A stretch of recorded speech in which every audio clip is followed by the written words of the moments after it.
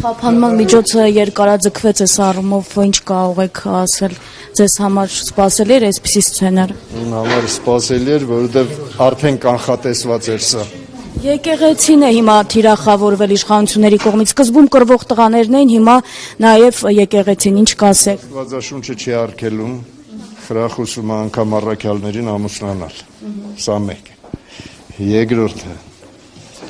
ուրեմն երբ որ անառակ կնոջը բերեցին Հիսուսի մոտ, Հիսուսն ասաց՝ ով ա ձեզանից արդար, թող առաջի քարը գցի։ Սա երկուս։ Իսկ եթե եկեղեցու ներքին կանոնակարգա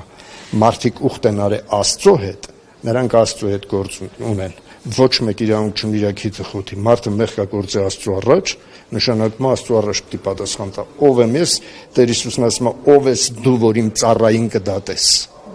Սա է։ Գնացեք։ Իսկ պատահական եք համարում։ Ոչ, ես 2 տարի առաջ եմ այդ հարցազրույցի տվել։